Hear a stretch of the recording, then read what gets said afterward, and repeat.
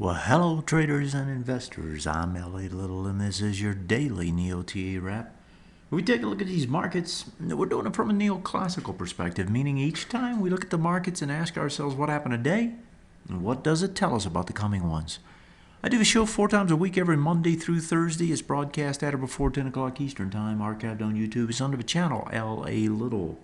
If you want to subscribe, reach up in the right-hand corner, do so. Anytime I push content, you get a notification. Nice, easy way to stay up with what's going on.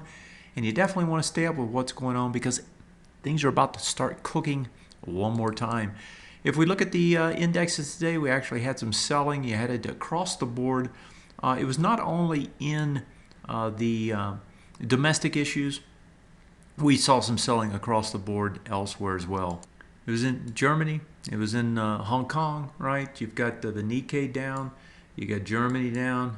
You've got the Hong Kong market down, all across the board. And then if you come into the U.S. markets, some selling there as well today. Nothing huge, but selling nevertheless. Also in the S&P 500. Bonds down. Gold actually ends up on the day, slightly, not that much. Silver as well. Silver had a multiple swing point breakout last week. That's got some juice underneath it.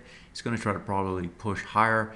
And oil was down today a couple percent. After hours, it looks like it's popping a little bit on some news out of Saudi Arabia.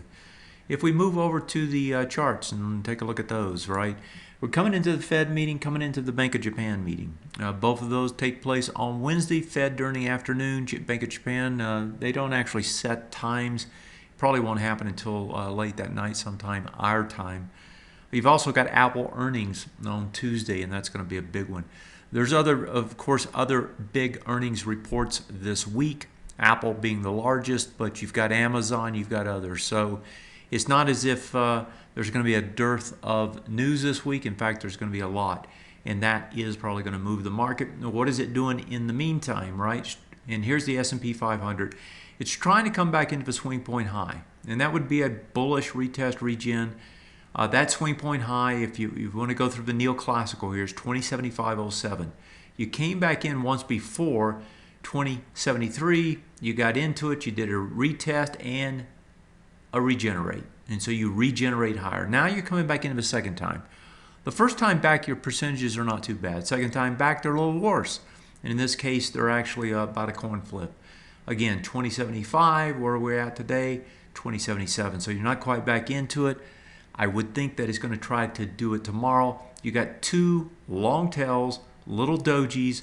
That says this thing doesn't want to come in much more if it's going to. Let's look at the NASDAQ. It's been the weaker, the NDX and the NASDAQ. Inside days today don't tell you much on the NDX. And if you look at it on the, on the NASDAQ, if you look at an NDX, same thing. Go over to the Russell. Russell's been the strongest on this push. Russell now also, I believe it was an inside day today as well, 1147 down to 1135. Actually undercut it on the back side, both sides. No, just the bottom. And so you get slightly under it, and then you stay within it. Less volume. So you test yesterday or Friday's low. You can't get under it, can't stay under it, and you stay within the bar.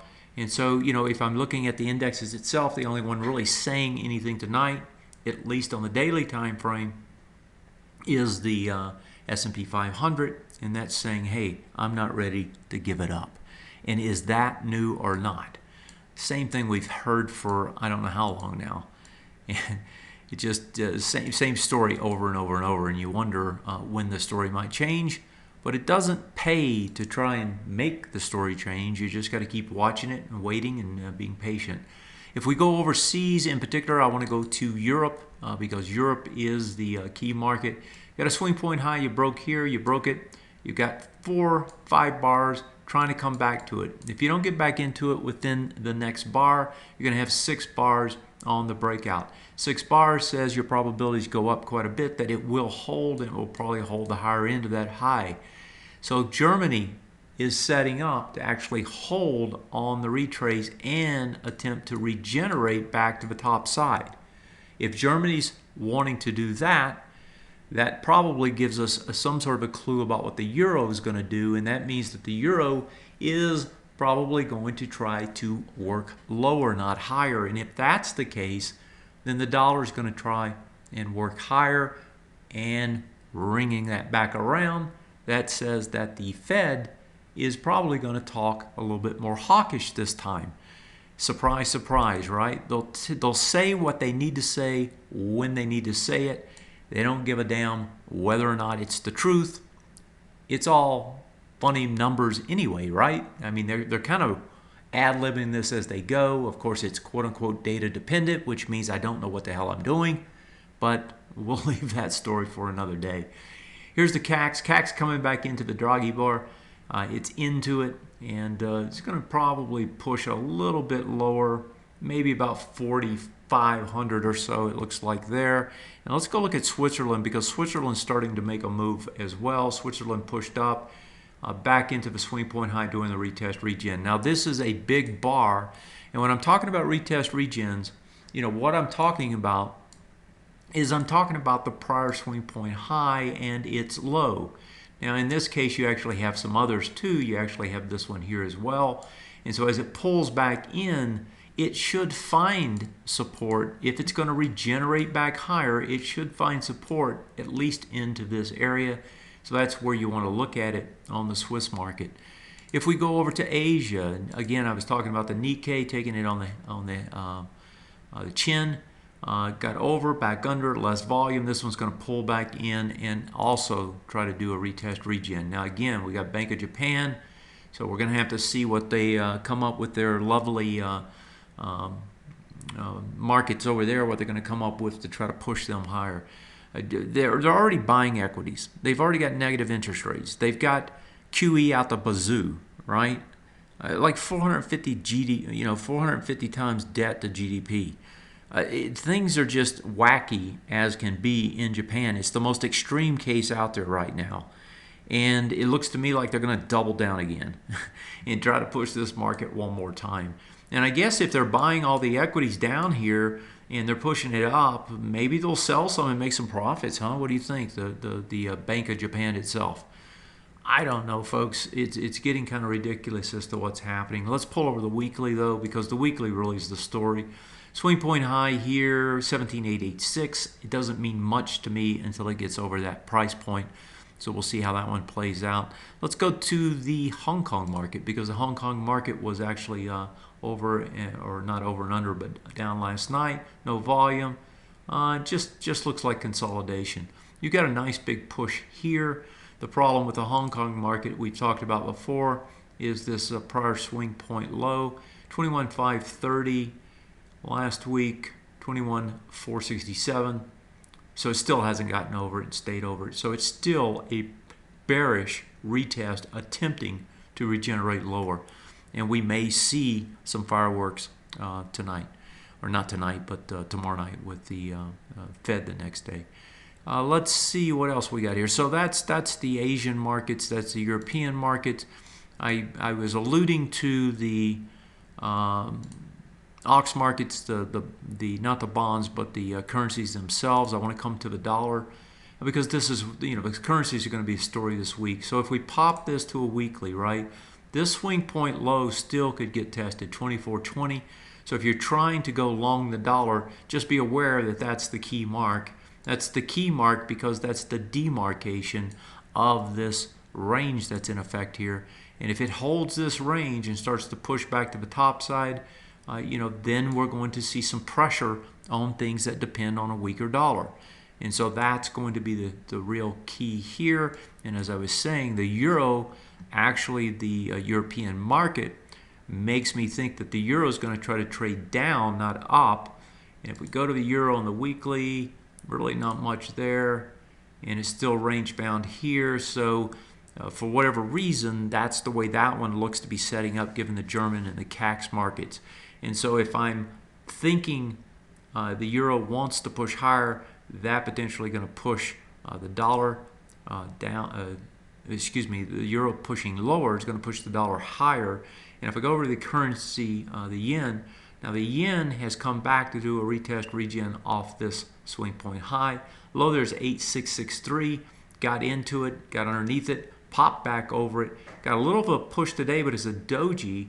And so, to me, this is an interesting situation that's brewing here in the Japanese market. Can't tell yet whether it's actually going to push higher or lower. My take is it's probably going to try and push higher again. You actually left highs at volume at the highs. If the yen pushes higher, right, that's going to put pressure on the dollar to go lower. And maybe what we're going to see, and I alluded to this yesterday, is that what we're going to see is these two things cancel each other out. Now, the euro is a larger weighting, right, than the yen. The yen is not as large. So we would see a significant move here, maybe some sort of a pullback in the euro, and the dollar more or less gets canceled out. And if that happens, right, then the commodities can continue to do their thing. And the commodities have been the big driver. If you go back and look at the way that they traded, and I'll just pull up the gold chart here. If you go back and look at the way these traded, at the beginning of the year, the commodity markets were working higher right at the beginning of the year when the equity markets were selling off. And it wasn't as a result of the dollar, right? Because if we go back to the beginning of the year, January 4th here, that bar was an up bar on gold, for example. Now, pull up the UUP, take a look at it on that January 4th date. January 4th, if we go back over here, the dollar was still working higher, not lower. And so the dollar is not what's pushing gold. Gold is being pushed to some extent by the currency, but to some extent it's divorcing itself from the currency. It's not the primary driver. The big move in the gold market certainly was on the depreciation of the dollar, but the dollar seems to be a little bit less of an effect now on this gold market at this particular point in time. Whether that will stay the same or not, I don't know, but I do know if the dollar does not move higher, then these currencies, the gold market is probably going to benefit from that. And so that's my take on what's happening there. Big week this week. Tomorrow we're going to get a few more clues. Wednesday morning we're going to have Apple's results. And the reason I keep bringing Apple up is because it's such a large weighting. Looking here on the weekly chart, you've got this huge bar, right? That's the big bar. And that was back in August. And if we look at that range, I'm just going to throw a range around it, right? This is the key bar. It traded almost to the lows, didn't quite test them. Now it's traded almost to the highs, hasn't quite tested them. The big move in Apple is going to be a break one side or the other, and when that happens, so given that it's at the top of the range, right, we may see the breakout, right? That's potentially could happen. And if it does, that's going to move the indexes, right, given its weighting structure. And that would be a fairly large ABCD structure if in fact it happens, right, take it up into this price point. If it doesn't, right, then it's range bound and nothing's happening, right? You're just inside the range. Apple's not going to take away that much or add that much unless it breaks down or breaks out. So Apple will be a big number, and we'll have to watch it. And the potential is for the push to the top side, not the downside right now. That's where we're standing tonight. Do I have any strong feelings about tomorrow? No, I think it's going to be like today. I think you're going to go sideways. You're going to wait. You're going to wait on the Fed, and you're going to wait on Apple, and you're going to wait on the Bank of Japan. Have a great one. Thanks for joining me. Take care. Tell a friend, tell two. I'm LA. This is and was your daily NeoTA wrap. Have a great night, and I'll see you next time. Good night.